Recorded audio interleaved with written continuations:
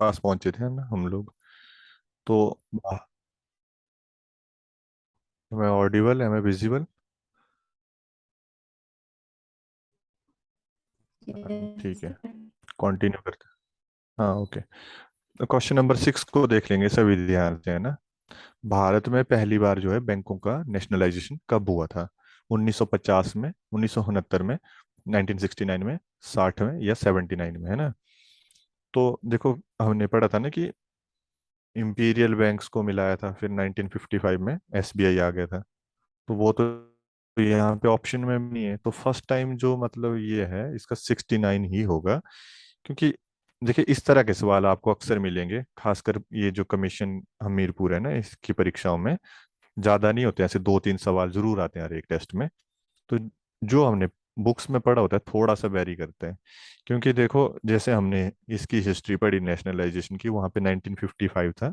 But क्या होता है कि ऐसा कोई रिकॉर्ड तो है नहीं सरकार के पास, जैसे कि कोई बोल दे कि इस बुक में लिखा हुआ है तो वही फाइनल होगा, है ना। तो ये आपकी जो लूसेंट की बुक थी उसमें 1969 वाला ऑप्शन था, तो यही आंसर है इसका। ठीक है, राइट। जिन्होंने भी इसका आंसर किया वो ठीक किया है ना। और 7वां, इसको सारे आंसर करेंगे प्लीज, है ना। भारत में मौद्रिक नीति किसके द्वारा बनाई जाती है ना, या निर्धारित की जाती है? पहला है केंद्र सरकार। दूसरा एसोचैम, कोई अंतर्राष्ट्रीय संस्था होती है एसोचैम, इतना समझ लें। तीसरा भारतीय रिजर्व बैंक। चौथा फिक्की, ये भी एक अंतर्राष्ट्रीय संस्था होती है ना, डी। उसके बाद पांचवा है मॉनेटरी पॉलिसी कमेटी, एमपीसी। जी है ऑल ऑफ दीज अब, या फिर नन ऑफ दीज अब, या सभी राज्यों और केंद्र शासित प्रदेशों की सरकारें? इसको प्लीज आंसर करें एक बार। हम्म देखो, इसमें सी आंसर कर रहे हैं, सभी ने सही आंसर किया है, भारतीय रिजर्व बैंक है ना, क्योंकि हमने यही पढ़ा है। पर देखो, जब आपके पास ऑप्शन में ना मॉनेटरी पॉलिसी कमेटी आ गया ना जब, तो आपका आंसर होगा यही। जब एमपीसी नहीं लिखा हुआ है बाकी के सारे options है, तो भारतीय रिजर्व बैंक ही होगा। मैंने आपको टेलीग्राम पे मैसेज में भी बताया था, क्योंकि ये ना बिल्कुल लेटेस्ट रिफॉर्म है, मेरे ख्याल से 2016 या 17 में ही हुआ ये। एमपीसी जो बनी है, मॉनेटरी पॉलिसी कमेटी, ये एक तरह का एग्रीमेंट है, agreement between RBI and government. मतलब कि सरकार को लगता है कि अब जो मॉनेटरी पॉलिसी कमेटी है उस पर केवल आरबीआई का ही नियंत्रण नहीं होना चाहिए। किन लोगों का होना चाहिए? एक एमपीसी, मतलब कि मॉनेटरी पॉलिसी कमेटी होनी चाहिए, जिसमें 6 मेंबर्स होते हैं। 3 जिसमें सरकार के सदस्य होते हैं, है ना, और 3 जो है वो आरबीआई के सदस्य होते हैं। इन 3 में एक सदस्य जो है वो 3 में से ही होता है ना, वो आरबीआई गवर्नर होते हैं। आरबीआई गवर्नर, है ना, चीफ।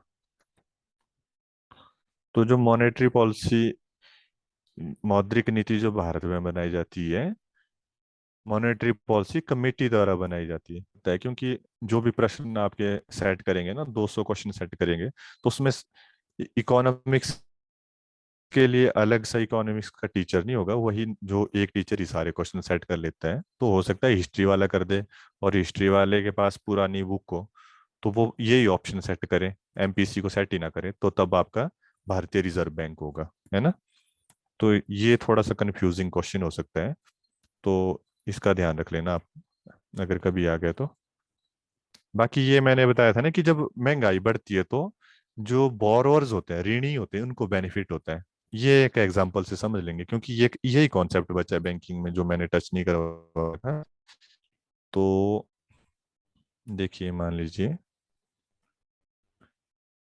मैंने पीएनबी से, मान लीजिए, 1 लाख रुपए का ऋण लिया है ना, और इंटरेस्ट रेट रखी थी मैंने, सॉरी बैंक ने 11% की। मान लीजिए 1 साल के लिए लिए हैं, तो 1 साल के बाद अगर 11% की ब्याज दर है, तो 1 लाख के ऊपर कितना ब्याज देना पड़ेगा मुझे? 11,000 रुपये, है ना। तो 1 साल के बाद में मुझे अगर बैंक को ये पैसा वापस करना होगा तो कितना देना पड़ेगा? 1,11,000 रुपये। इतना पैसा वापस करना पड़ेगा ना। पर मान लीजिए महंगाई की दर पहले कम थी, मान लीजिए 3% थी पहले, है ना। पर ये प्रश्न है जब उच्च दर हो जाती है, बहुत ज्यादा बढ़ती है। मान लीजिए एक साल में महंगाई की दर हो गई 7%, 7% महंगाई बढ़ गई, तो ये जो पहले 1 लाख रुपया था, इसकी कीमत अब कितनी रह जाएगी एक साल के बाद? केवल 93,000 रुपये रह जाएगी। क्यों? क्योंकि 1 लाख का 7% होता है कितना? 7,000 रुपये। तो 7,000। 90, हाँ जी, 93,000 रुपीज इसकी वैल्यू रह जाएगी, क्योंकि 7,000 रुपीज महंगाई की वजह से कम हो गए। मतलब ये बोलने का मतलब है पैसे तो मुझे 1 लाख ही ऋण है, पर क्या हो गया कि 7%, मतलब कि जो चीजें मैं पहले, जो चीज मैंने एक साल पहले 1 लाख रुपए की खरीदी थी, अब वो अगर मुझे बेचनी होगी तो वो 93,000 रुपीज में ही बिक पाएगी, है ना।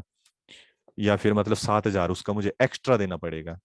तो 93,000 में 7,000 तो यहाँ पे कम हो गया। और जो मुझे 11,000 रुपये वापिस देना था, उस 11,000 रुपए की भी तो कीमत कम हो गई है यहाँ पे। यहाँ पे 7% इसका भी तो कम हो जाएगा। मतलब कि पूरा का पूरा 11,000 रुपये, इसमें भी तो डिवैल्यूएशन हो जाएगी। तो इसलिए जो है बैंकों को लॉस हो जाता है अगर महंगाई दर बढ़ जाए, है ना। जो लेंडर होता है, मनी लेंडर, उसको लॉस हो जाता है। और जो बोरोर होता है, ऋणी, उसको फायदा हो जाता है। तो अब ये आपको कभी नहीं बोलेगा अगर ऐसा एमसीक्यू आ गया तो। चलिए अब नेक्स्ट टॉपिक पे आते हैं। अब हम पे इसको मैं हटा देता हूँ, screen share. Excuse me sir. हाँ जी, बोलें। Sir hello. जैसे आपने अभी क्वेश्चन करवाए ना हमें, हाँ जी।